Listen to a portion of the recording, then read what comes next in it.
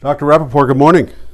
John, it's a beautiful day again. You always come on perfect Los Angeles days with the perfect start of a dialogue. Yeah, we're through the rain and time to get some sun so all of the topical steroid sufferers can get out there and get some When sunshine. they're ready.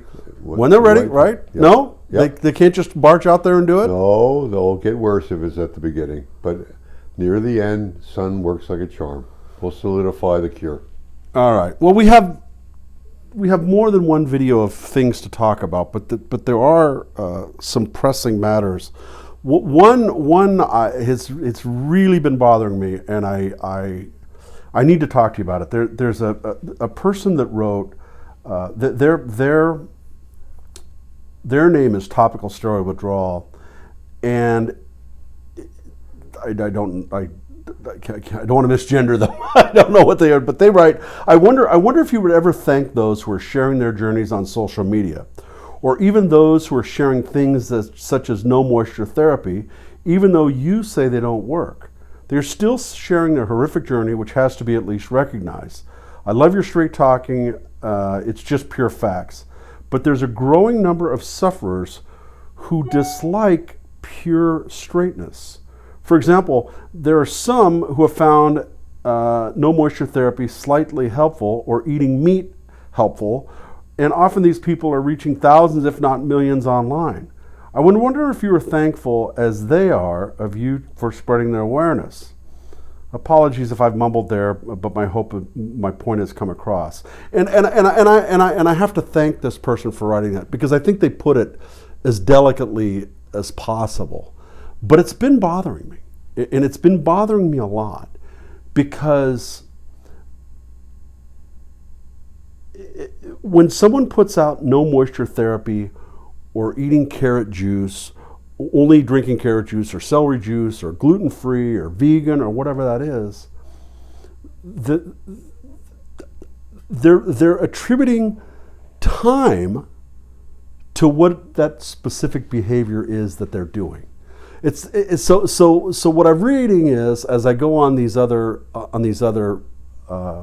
social media outlets, I've been on carrot juice for 4 years and I'm just perfect. Well, Yeah. Can you help me with this, by the way? Well, I have an aspect to this. I have a prejudice about this because I've done this all of my life with patients, not just these patients. But if something is unscientific, I chortle, I get annoyed, I get angry, and if it costs money and time and avoids getting the patient better because they believe and they're magical in their thinking, I get saddened. I don't do well with magical thinking. Science is science, and there are things that work, things that are appropriate, things that we don't know the answer for, but we have to admit it. And grabbing in the air for whatever is flying by at the moment might sound interesting, but it's just curious and so often a waste of time. And you never hear when it doesn't work. Only I've been better for the last 2 days with carrot juice, or I really think I'm on the right track, or I did my research. I don't know what research means. They pushed a button on the computer for somebody else telling them what was magical in their world. But that's been the history of medicine forever. Magical thinking. I have deep love, respect, and encouragement for people who really are suffering and go on YouTube or TikTok or wherever and share what they're doing, because the feedback that they get from strangers is just fantastic, and I love it, and I love that they're doing it. Where I get off the rails a little bit is when it's that thing that is helping them get better. You know, whatever that thing is, no moisture therapy, whatever it is. Because there are other people who have topical steroid addiction and withdrawal who will think, I don't need to get help with my symptoms, I just need to go gluten-free. And that's not, and that's not. I'm not criticizing anybody, but it's a thing. Well, let me get very specific on this, because the no moisture therapy idea has been around for 10 years. It has been ballyhooed and poo-pooed for 10 years. It is absolutely ridiculous. At the beginning, anything that these red people put on themselves or rub themselves with irritates the hell out of them. So they're saying, I'm stopping putting moisturizer on because somebody in Oshkosh told me to. Oh, I'm much better. Well, you stop doing anything that rubs the skin. That's what's better, making you better. Has nothing to do with moisturizer. When you're very scaly and dried out, the moisturizer makes you look better, that's all. Well, but it also keeps you from flaking, so you're not scratching, right? But you're going to flake when you're red. You make dead skin and you flake. No, period. I get it. But I think there is an argument to having moisturizer when you're in topical steroid withdrawal, just so that you keep that flakiness down, right? Okay, fine. But that's not treating the symptom. I mean, that's not making you get better faster. It just makes the flakes go away. It just makes the flakes go away. We've talked about this. Yeah. Hot showers, cold showers, lanolin, great, knock yourself out. But the time is the time. Well, and then if they indeed believe in that moisture thing, then there's a more expensive one. I got a better one for you. I got a more expensive one. I got one from Paris. Relax. It's got nothing to do with anything. Well, the patron saint of no moisture therapy, part of his regimen is limiting liquid intake. It's not only no moisture on your skin, it's no moisture that you're consuming. Water, hydration. Well, and again, you're talking about gurus, self-appointed and anointed gurus who know everything, and there's no science backing anything that they say up at all. And people will follow a guru who, with firmness, I hope I don't come across like that. I try to say what's appropriate and really quite simplistic. The concern that you're expressing and that I've harked on repeatedly is that patients are driven down the primrose path, buy things unnecessarily, grasp at anything. But as you're asking me the question, I'll tell you what has gone through my mind. And the patients are in a terrible dilemma. And we're trying, you and I, we're trying our very best with the films, with the conversations, with the papers, with everything. But the patients are saying, I can't find a doctor who will listen to me. I can't find somebody who will give me a sleeping pill. They throw me out of the office. They get angry if I say I don't want steroids. They think I'm a nut. So they walk away with their with their head down low, bent over, saddened. That's the 7th doctor that they've gone to, and they've gotten the same treatment. So I commiserate with them. I don't know what more to say other than there's somebody out there who will help you. There's got to be. Stay away from the dermatologist. Stay away from the allergist. Go to a GP who cares about you. Go to the family doctor who cares about you. We're not asking for big gun drugs. We're just asking for symptom relief if that's the route you want to go. But I understand when they moan and complain, the patients, they have hit their head against the wall repeatedly. And the doctors out there are not caring. And that's sad. I mean, the most mentally ill patient is taken care of gently. The most outrageous neurotic is taken care of gently. The most, stubborn patient who won't take medicine is taken care of gently. Not these patients, and they know it. I just am so empathetic towards that person that's living in the bathtub, and they get out for 5 minutes and they start looking at YouTube for some degree of solace, maybe these videos, hopefully, but they're also being told if you just do this, you'll get better. If you just do that, you'll get better. The time frame shortens, and it's a false it's a mirage, and I think it just furthers their despair. The only saving grace that keeps me sane is that these patients will all get better because the diagnosis is steroid addiction and they stop the addictive culprit. So sooner or later, they're going to be cured. But if they're going through hell. But if the person's on carrot juice for 4 years and they say, I'm cured because of my carrot juice, that's where the whole thing blows up, and they're out there saying that. Well, they'll also have an orange color to their skin. You know, they'll turn yellow. Right. It's called keratoderma. Yeah. Seriously.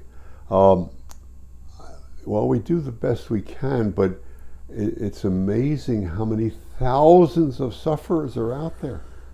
And how can we get to them?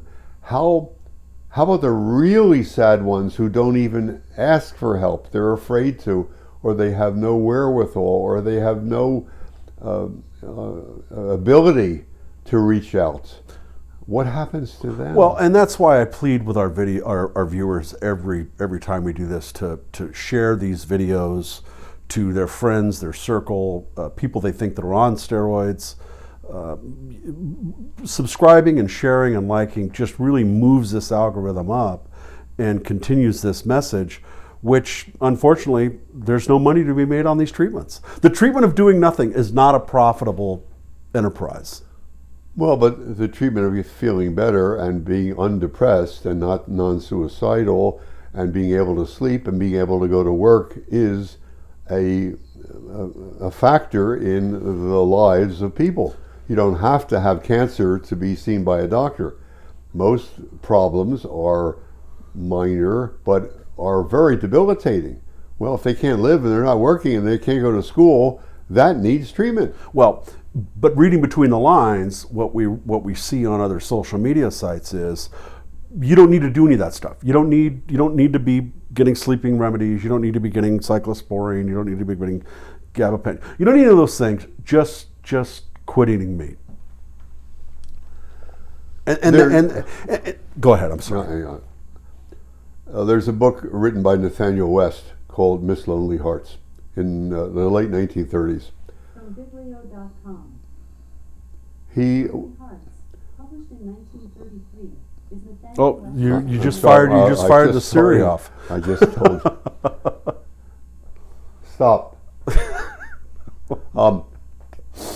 The book, it's a fiction.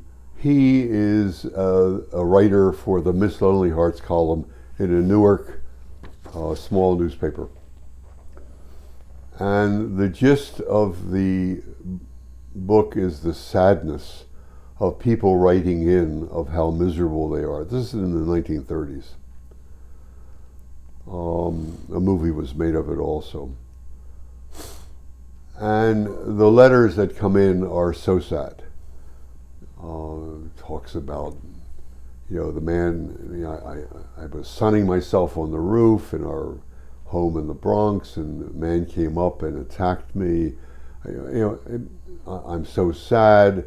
I think I have a bad disease and I can't find a doctor.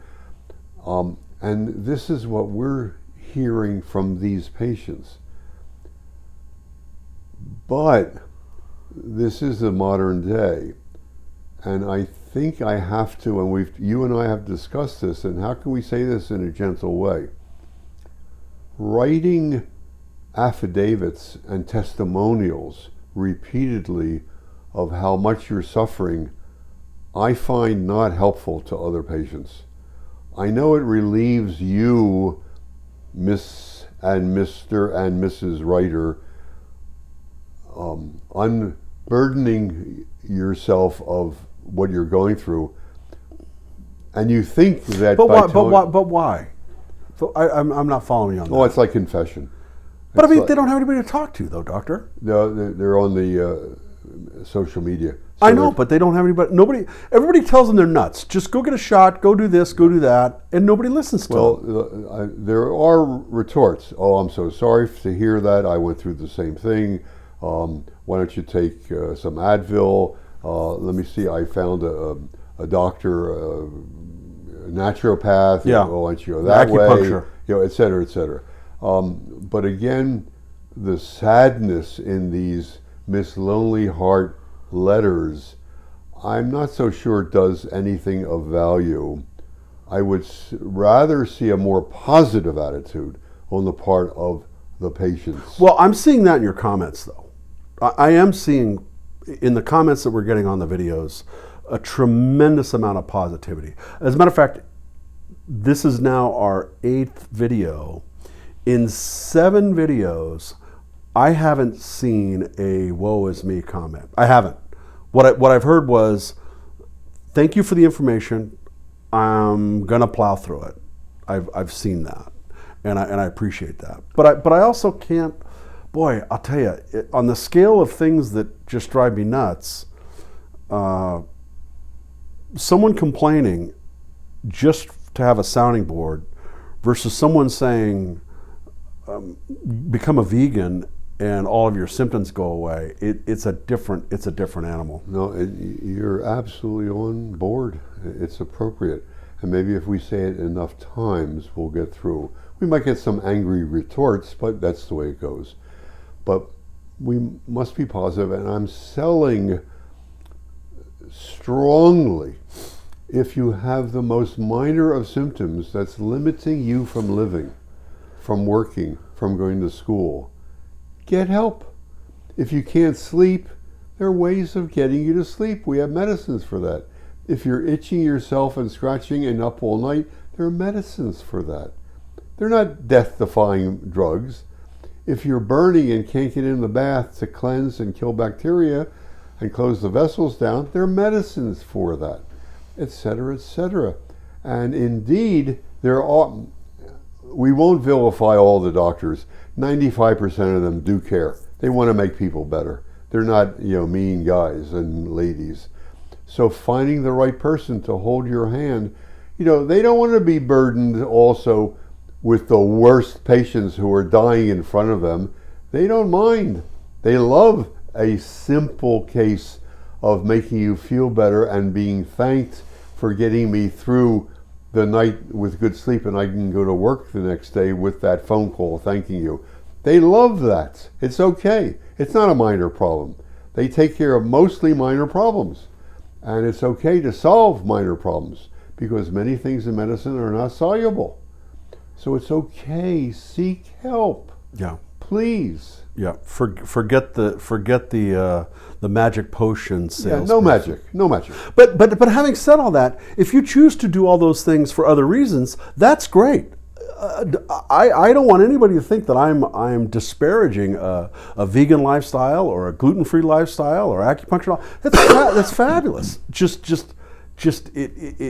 It's giving a false solution to people who are suffering, and I know I'm repeating myself, but if they choose to go down these rabbit holes versus getting legitimate help for their symptoms and symptom management so they can function, they're being done a disservice. Well, but also we have been immersed in several problems in the last few years that again pulls magical thinking out of many patients. Many patients with magical thinking get pulled in falsely. The COVID, horrendo, offered so many views on how to approach this, and so many magical thoughts on the part of many patients, people who weren't sick. The whole financial structure of recession, no recession, interest rates, this, that, again, they come up with magical thinking. So magical thinking is replete in society. And we're seeing another group of people called steroid-addicted red skin syndrome people who are very magical. And I'm voting strongly for science. I'm voting strongly for all of these big, difficult problems that we face now and in life, not to think magically, but to be as scientific and logical as possible. And you will not get into further problems. So we're 20 minutes in, and you haven't gone after the NEA or the pharmaceutical companies or ITSAN or anything like that. So that's incredible. And I always cringe when you use drug names because I'm afraid the channel's going to get banned. So, but I have to ask this question because I boiled it down, and then I'm going to leave this topic alone. I'll drop it at least for this video. What's the difference between somebody that says, go have acupuncture and adopt a vegan lifestyle and you'll be cured, versus that pharmaceutical company that's showing an advertisement with the woman with perfect skin sitting by the side of the pool? In my mind, they're birds of a feather. Except that the drug company just charged $60,000 a year for that medication. Okay. Wow. Yeah. And they get it. Isn't that obnoxious? And the drug doesn't work. It's even more obnoxious. There are about 5, 6 new drugs out there, and they're all in that realm of cost. And they don't work. There have been no cures. None of them. I'll repeat again. Dupixent's been around for about 5, 6 years. There has been no paper saying anybody's cured.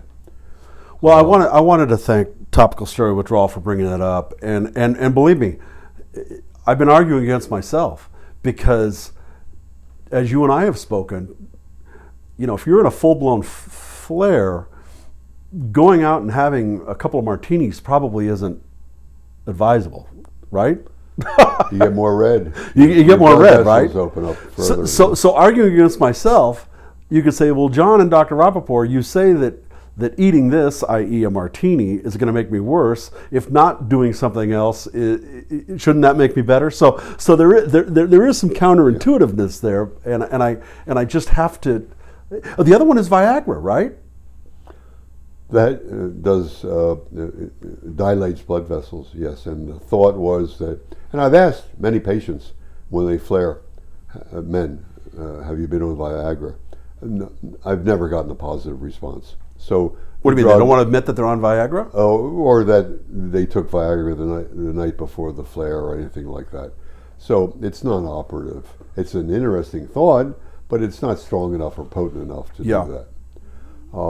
There are lots of things that open blood vessels. You know, wine. There's certain genetic peoples who flush when they drink alcohol. You know, et cetera, et cetera. But it's momentary. It doesn't change the course of the red skin syndrome, or shorten it or lengthen it at all. The whole concept of seeking help, of magical thinking, of tremendous worry about am I going to ever be well, is on the mind of everybody. If I may, just digress a tad to be specific and to bring up 2 of the red patients' syndromes and discuss them, because we've not talked about them. There's the red scrotum syndrome and vulvodynia, which is pain in the vulvar area of the women. The men, typical story is they exercise in the summer, they got quote unquote jock itch, just irritation, sweating, irritation from the clothes they were wearing. They're a little red, a little itchy. They run to the drugstore, get a weak to moderate strength hydrocortisone over the counter, keep putting it on for a week, 10 days, a little better, a little worse, a little better, a little worse, not better, maybe even more red. They go to the doctor gives them a stronger steroid. They start putting that on, they get better, they get worse. They go to another doctor, a stronger steroid, and they're addicted. The skin of the scrotum and the inner thighs absorbs the steroid like water and makes a huge number on the blood vessels and constricts them, and then they dilate and stay dilated, and the area stays red, and the men are on fire 24/7. The women And if you go in the drugstore and go into the female hygiene row, non-specific itching in the vulvar area, very common. Who knows why? It's their inheritance. They have that kind of skin. They're hot. They get sweaty. They go to the drugstore and get a cream with a little hydrocortisone in it, and they start putting the steroid on the vulvar area. And again, the same phenomenon occurs like in the men. A little better, a little worse, a little better, a little worse. They go to the doctor. He looks. He doesn't see very much. He might even think that she's a little neurotic, that it's not real, because he can't see the slight pinkness that has occurred. And he gives her a stronger steroid, because steroid solves all problems. Oh, it's the magic drug for everything. So she puts it on, gets better, and then gets worse. Goes back. He gives her a stronger steroid. The same story over and over again. And she is on fire 24/7 with very little to show clinically. And the doctor now truly believes that she's very neurotic and doesn't want to take care of her. And she is going through absolute hell. These two syndromes take many, many months to cure. Very difficult. And they don't know they're very depressed, both the men and the women, and in fact suicidal. And I must bring it up that these are two phenomena, two entities that are perpetrated and begun and perpetuated by steroids and are real. And the cure lies obviously in stopping the steroids, but the symptomatic relief is not wonderful. It takes a very long time to ease the burning and the itching, and it spreads. So please, anybody out there with that, you have a real syndrome, you must tell your doctor. And this is a little bit of social media or social ideas that I'll put on the table, because this is happening in other areas. I used to see the women as patients 20 years ago, 25 years ago, 15 years ago. Now suddenly women only go to female doctors. And in the vulvar area, of course. Well, this is not recognized by those female gynecologists or dermatologists. So therein lies a problem. Also, the men often will jump from specialist to specialist. Let's go to a urologist. Let's go to a back doctor. Let's go to a neurologist, etc., etc., etc. And it's all because of the steroids and addiction. Well, could you say the same thing about podiatry? That men are going to see podiatrists, or women are going to see podiatrists, and they're putting them on steroids, I bring it up because putting on steroids. I don't and think that it's. I don't know how to define it. I find it a problem. It's sexist. And the male doctors are being avoided. I follow you. By the women, and it's not appropriate when there's a huge amount of knowledge that many middle-aged and older men doctors have that can be shared and cure people, and they're being avoided. Don't like that. But isn't that part of the Me Too movement and all that? Yeah, I mean, it's a societal, cultural thing, right? It has nothing to do with red skin, but right. I'm seeing it as a phenomenon, and I'm sure it's happening in other areas also of medicine. Yeah, it's comfort level of yeah. Yeah. Okay, I got it. This Katrina writes, and again, hi Dr. Rapaport, appreciate your clarity. 7 blah blah blah. I used potent steroids for 6 to 8 months, and I was wondering the healing time. So far, I'm 30 days in. Oh Lord, and pregnant. I've not had any oozing or crust, but many red patches on my face and a ton of flaking when doing moisturizer withdrawal. And see, moisturizer withdrawal is just a natural thing now that people feel is part of this process. Yeah. I don't mean to circle back around to this, but it's just the first comment I picked up off my stack here. I'm somewhat frustrated. Okay. I've noticed it worsens when I get upset. Have you noticed that? Have you seen that when people get? Well, the public, in their magical thinking, believe that everything is related to stress. That the whole penumbra of medical problems are worsened by stress. Or the whole etiology of the problem is stress. So therefore, if I'm unstressful, so let me have a little alcohol, I must go on vacation. No, I don't have to take care of this problem. No, I won't go to work. I'll be unstressed then, therefore, and I'll get better. They never tell you that they're not ever better. But stress has become a major crux that they believe they can handle, which it's called life. Life. We, Well, but if you're steroid addicted, things don't happen. That's a little bit more than life. Yeah, right? I mean, it's called life. Yeah, right. Not stress, life. Yep. Yeah. She's taking plenty of vitamins and drinking lots of water, but she's... Yeah, again, everything is conquered by vitamins, by avoiding certain foods, by being a vegan. That I have control over that. I also have control over stress. Gee, I don't have control over anything else, but I'm going to stick with these two areas, and I know I'm going to be better because I control it. I'm so powerful. Madam, you're not powerful. Has your regimen for symptom management met pregnant women well?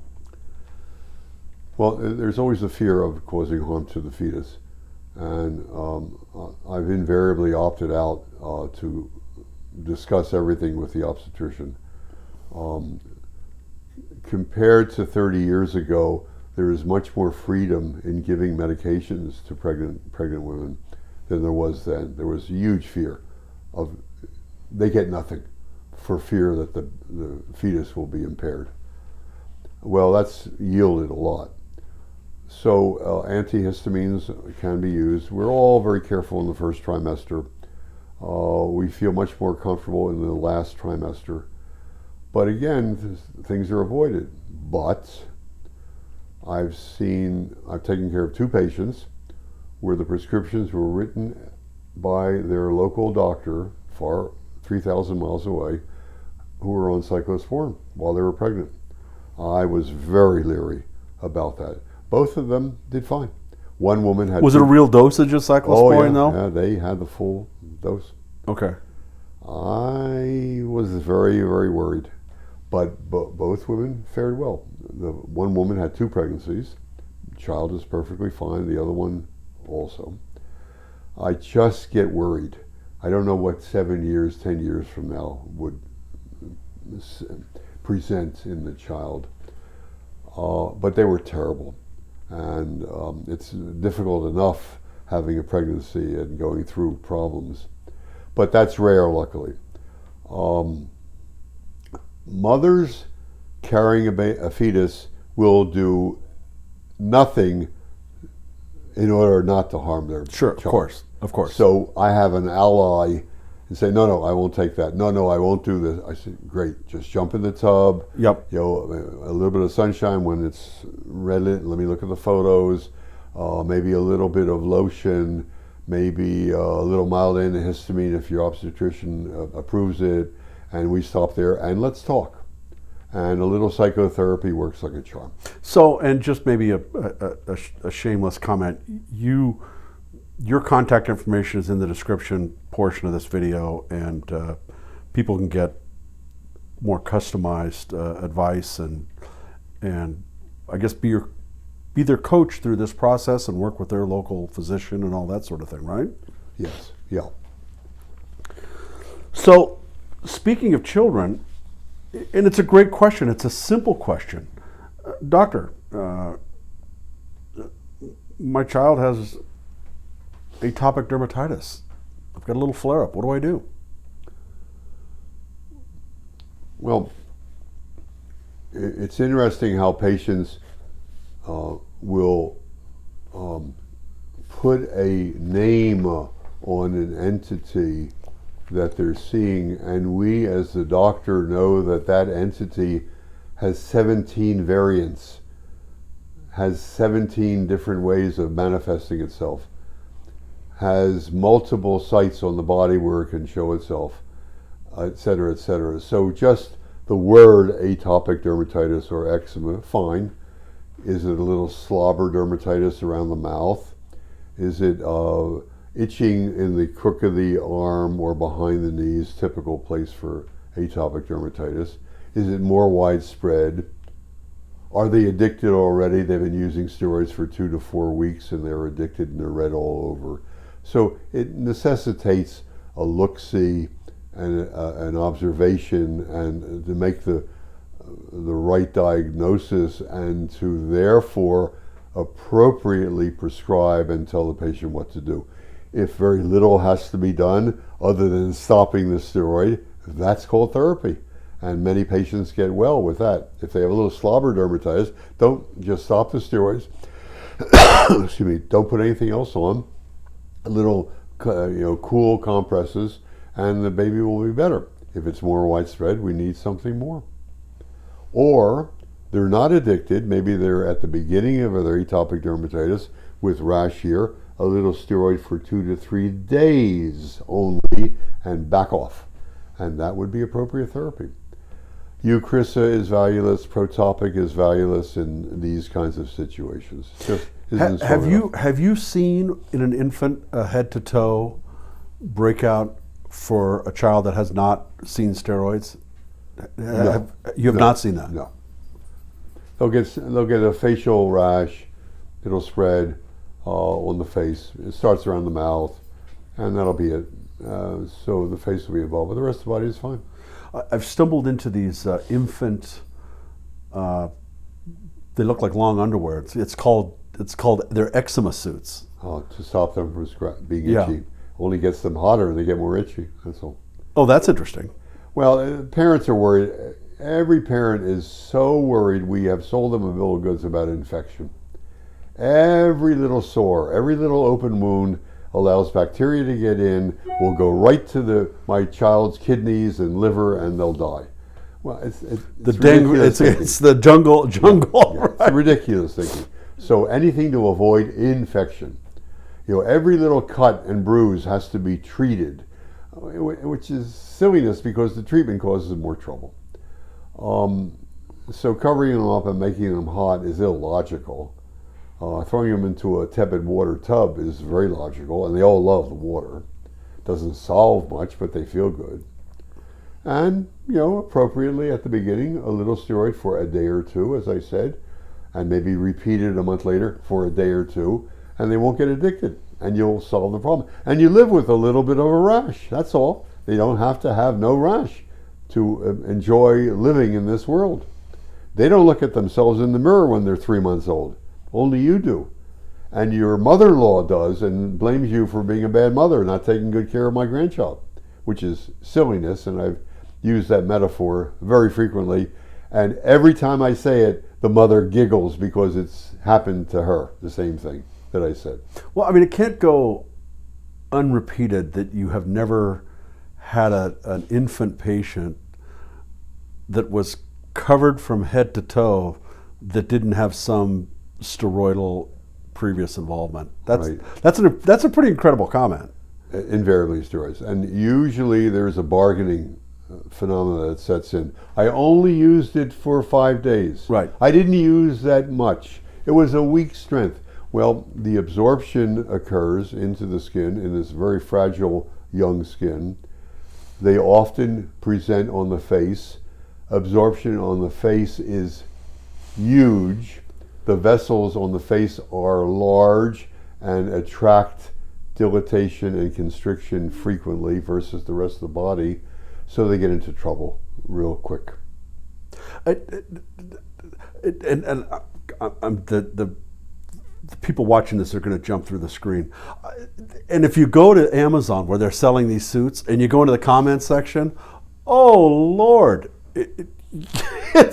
we're back to don't feed them peas. It's like, oh. Well, they're not going to put up a negative commentary. No, but it's Only but good. but it's people making comments trying to help the person that's shopping for this jumper for their infant. Oh, yeah. And it's like, oh Lord. The best thing since the wheel. Yeah, well, that and other suggestions from other parents that have children that are steroid addicted, about behavior that they should do or not do, and all the things that we've covered. If I just for a moment talk money, when I glibly get angry with the drug companies that are charging $60,000-$70,000 for the new drug per year per patient, how much money is spent before they go to the doctor to get drugs like this prescribed? How much money are spent on suits and creams and lotions and certain foods and certain vitamins, et cetera, et cetera? Scads of amounts of money are spent that are wasted. Not as much as $60,000, but a huge amount of money.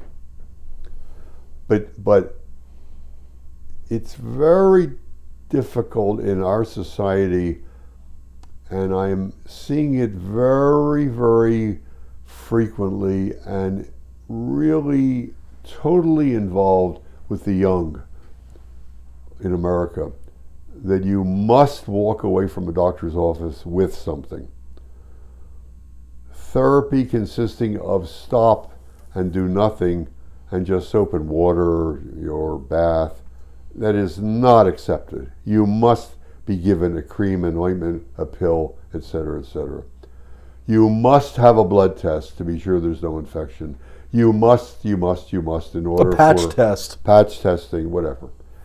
Sad, because the appropriate doctor listens, observes, and makes the appropriate diagnosis. And if nothing has to be given, you don't give anything.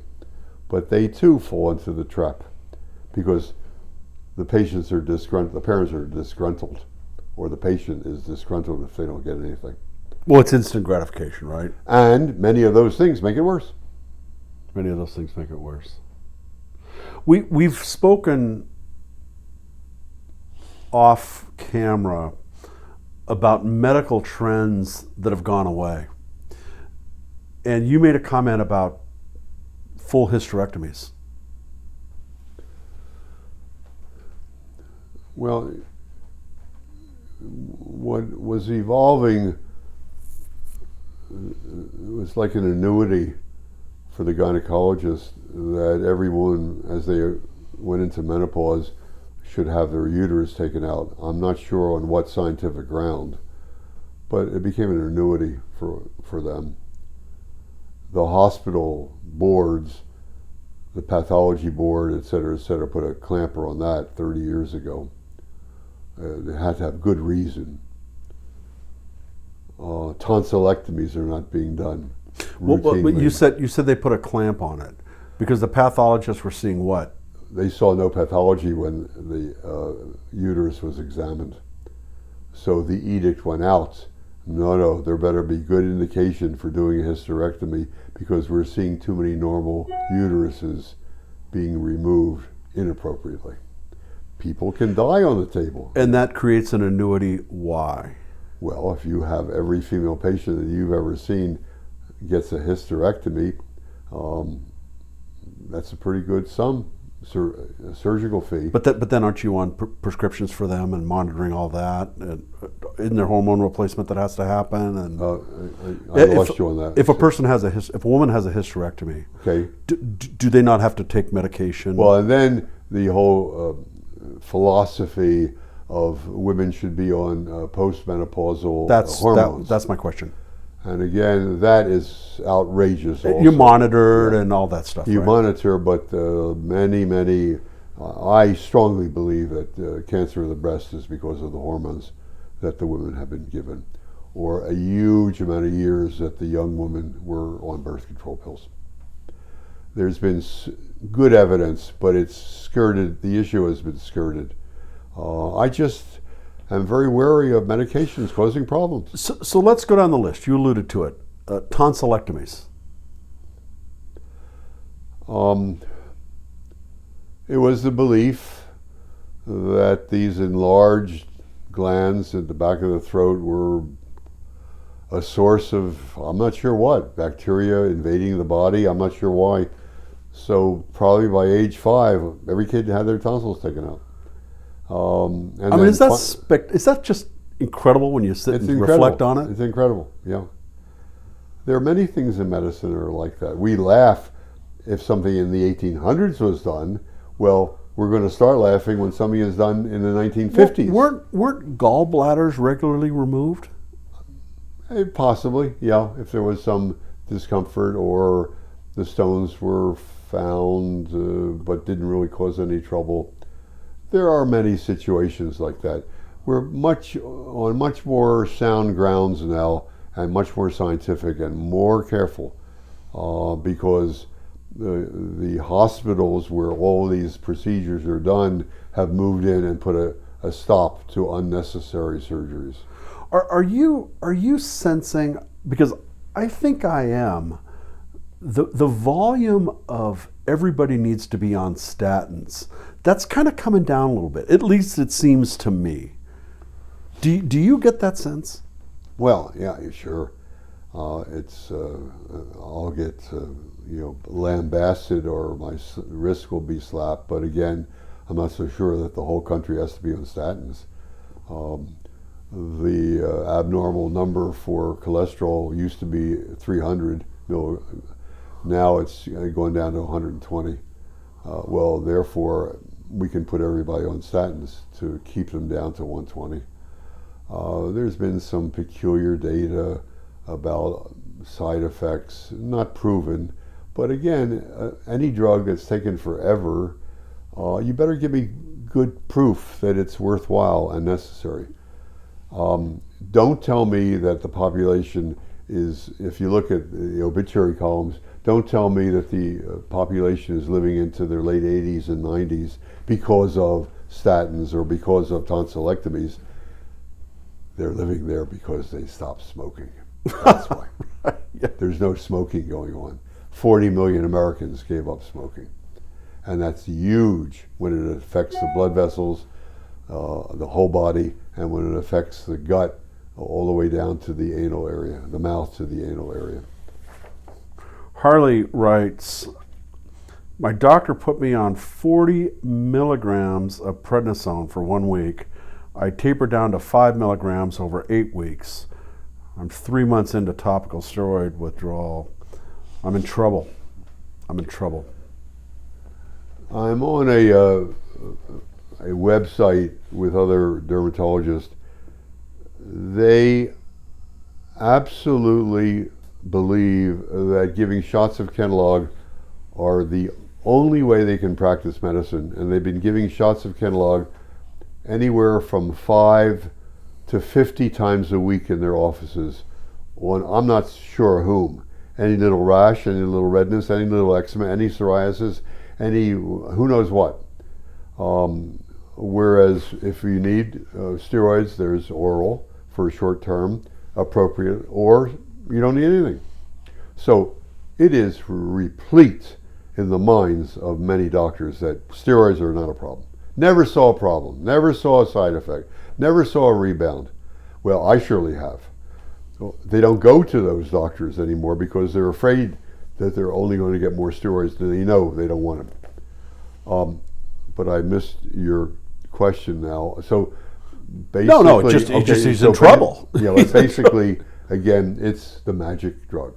So, a week of steroids at 40 milligrams isn't going to cause any harm. A shot isn't going to cause any problem. Well, tell me what it was for. What was it supposed to do? A Band-Aid? Tell me. He's in withdrawal. He's got a flare. Yeah, he got a flare. And the doctor just reset the clock for him, right? Oh, yeah, he's back to zero. Step one. He's not even in the dugout. He's in the clubhouse. Right. Oh, Harley, I'm sorry. Clubhouse is nice, but it's so sad. Harley, we love you, man. And again, we've talked about I assume you're a female, male, I don't know. A little bit, I think, but I'll mention it again. There is a thought, which is so ridiculous.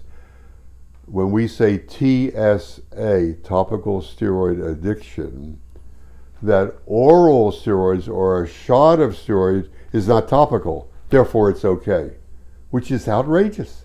It's called a steroid. It perpetuates the problem. It's an atomic bomb. They don't understand. Well, it's coincident that you say that, because our comment from Andrea is curious, because we brought this up a couple of videos ago where people were saying they're in topical steroid withdrawal for 6 years, 7 years, 8 years, and you had commented, well, we don't know what's going on. Is it topical steroid withdrawal? But here's what Andrea writes. She says, I've been in withdrawal for 3.5 years. I used steroids for 50 years. I'm currently in my worst flare that I've been going through for the last 8 months. I'm hanging in there, and I appreciate Dr. Rapaport's opinion. But here's the money shot. Again, 3.5 years in. I didn't realize my asthma puffer could be prolonging topical steroid withdrawal. Andrea, oh Lord. There's steroids and eye drops. So when they get surgeries, the ophthalmologist across the board uses eye drops, small potatoes. The asthma inhalers often have steroids. It perpetuates the problem. And as I said, the oral or the shot isn't topical, so it's okay. They're all steroids. The dilemma with this woman is that my comment, and this is probably indicated and appropriate for 90% of the patients. When I say it's going to take 3 to 5 years for cure, that's probably a pretty good estimate. But I do not know how they've lived. I'm seeing people like this patient you're citing who have used for 30, 40, 50 years steroids. They're taking longer than 5 years. And well, if they're using steroidal inhalers as well. So we can blame that, but just if you even took that off the table, the 50-year usage, she would have, or maybe that's the real reason, still have problems and a major flare in the 3rd year. Very typical in the other patients I've seen. But it isn't using a... I blame it. I would say you must stop this. It's probably a factor. How much of a factor, I'm uncertain. How much absorption, I'm uncertain. But it's a factor.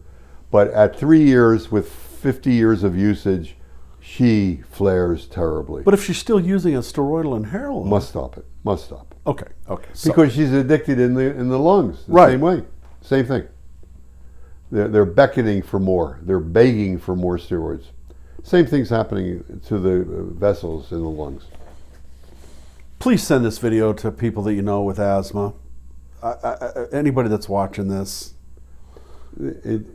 It's amazing how we have looked upon steroids as the wonder drug for everything. But they are a wonder drug. They are, and if you use them appropriately, of course. But you cannot say, whoa, you go down the aisle in the drugstore, in a chain drugstore, and there are 100 creams with steroids in them for female hygiene. Whoa. Or for quote-unquote jock itch or irritation in the groin for men. Whoa, inappropriate. To reiterate, there was a little bit of a battle. The FDA was keen upon allowing certain medications and items to be bought over the counter, not to have to go to a doctor. So weak steroid creams, hydrocortisones, 1%, maybe 2%, were allowed over the counter, and the derm societies fought that for fear that side effects would occur. And lo and behold, we're seeing side effects. Firdos writes, I've visited many dermatologists only to get wrong diagnoses and more steroid. This is my 3rd month suffering topical steroid withdrawal after I've used clobetasol for 9 years. Clobetasol for 9 years. Super potent. To treat athlete's foot. I almost gave up until I watched your podcast. I almost gave up. I'm grateful to get the right path, although it feels like a lot of pain. I can't thank you enough. So you are, I mean, this poor guy in Indonesia stumbled onto your podcast and realized he's just been getting lots of bad advice. I know this is off the subject slightly, but I cannot fathom that after 40 years of writing papers, 40 years of lecturing, a website filled with blogs, these conversations, a film, and they've never heard of this before. And people are so informed about everything that goes on in the world, and they've never heard about this. They've never delved into the internet to look for something about. I don't understand that. They know everything about everything else, about every movie star, about everything on social media, but they never heard of this before. I don't understand that. There's maybe too much information out there, and it's missed, or they just have a blind eye to that part of that world. I said it as a joke last week that if a person has you as their doctor, they're having a bad day. But it's a better day than if they didn't have you as a doctor. Tomorrow gets better. Yeah, tomorrow. Today was bad. But Today was bad. Yeah. I mean, I'd never heard of you. I'd never heard of you. I'm reading Mike Cernovich. I'm reading a political article, and Mike Cernovich mentioned you.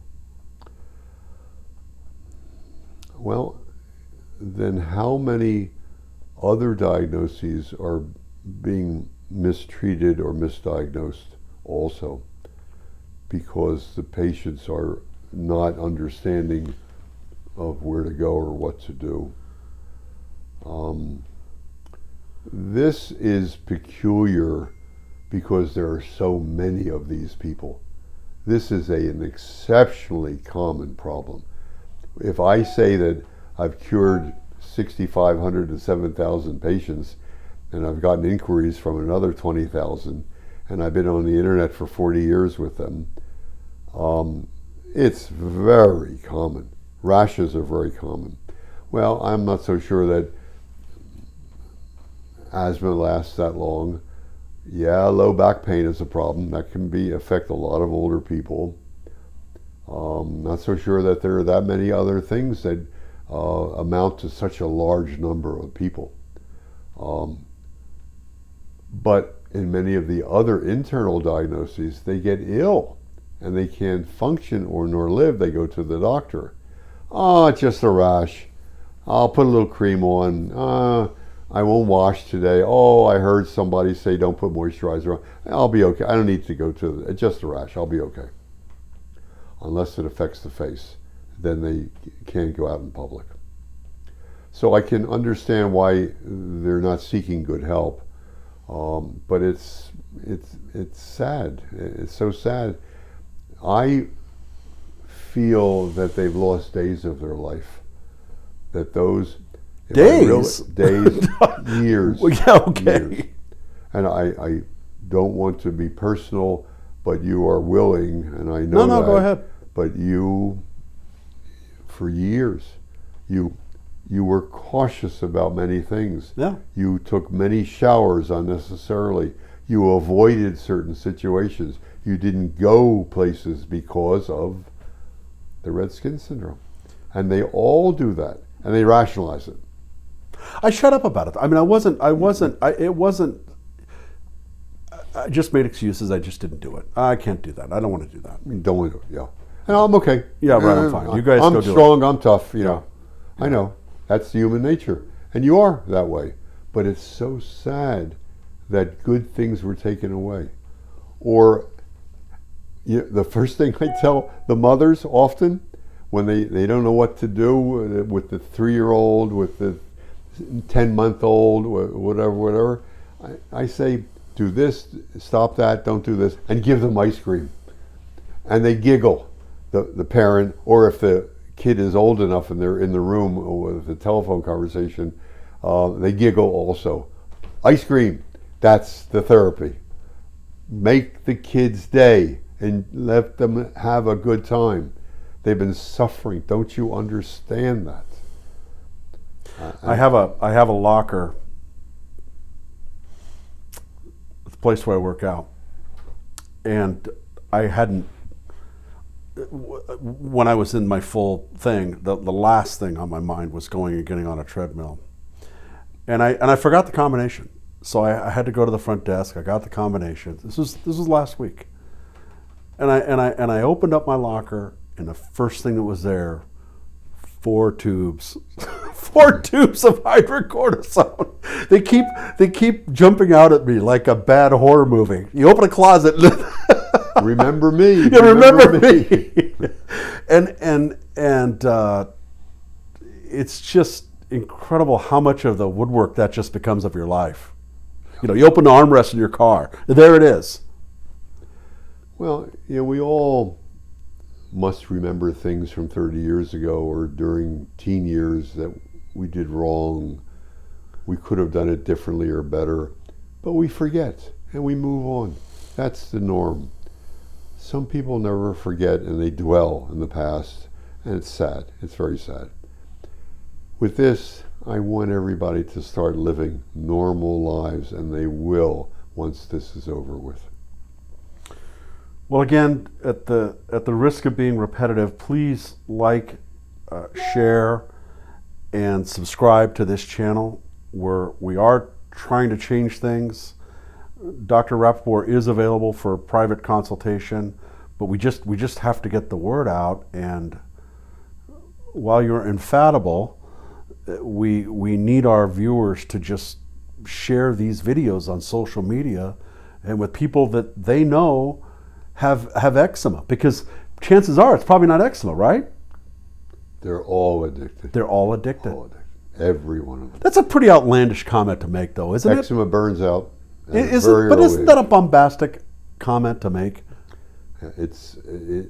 I hesitated years ago to say that, but as I saw more and more, I never saw a true eczema.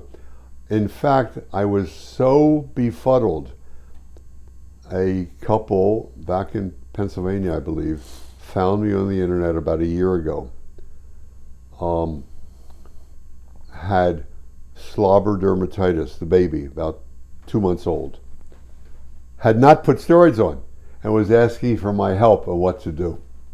I had never seen a patient who had not been given steroids. And the therapy was, a little lubrication, a little soap and water. You live with a little rash, relax.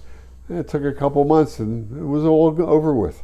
It's the only patient I've ever seen who had not been on steroids. I ran into a person the other day who became addicted, who has a CPAP machine, and they have to sleep at night with it, and it was creating an irritation. Yeah. And they were using a little bit of topical steroids on their face. Steroids in the face, they like each other. and the face gets red very quickly. And you put more on, you get irritated. And you're out in the public eye, so you got to look good, working, not working. And it's a problem area. All right.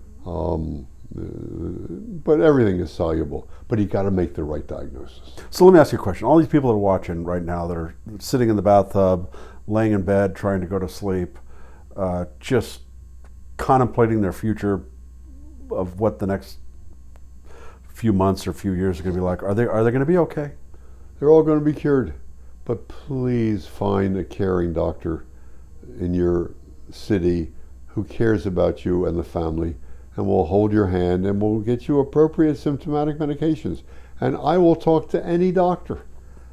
Again, that's sort of a no-no. Doctors don't talk to each other. It's unusual, weird. It's sad. But if they're 3.5 years in and sitting in the bathtub, it's kind of hard to believe that they're thinking that I'm different. I'm different. I'm not going to be cured. Understandable. And that's where the psychotherapy comes in and the hand-holding. I like doing that part because I can reassure, and I've done that with every diagnosis that I've taken care of. Everybody suffers with everything. Okay. They can't function, they can't live. They won't be able to go to the prom, they can't go to work, they can't go on the vacation, they can't get married, I can't go to my daughter's wedding. Everything. They got to look good, and they all suffer because they don't know where to turn for help. Yeah. All right, we're going to do it again next week? Absolutely. I love it. You are the best. We have a whole folder of stuff we didn't get to. We're an hour and 10 best. minutes in. All right, hopefully another 1,000 patients will be cured and 77 doctors will be turned. We have to turn them. Let's just keep plugging away. Okay. All right, like, share, subscribe. Thank you, everybody.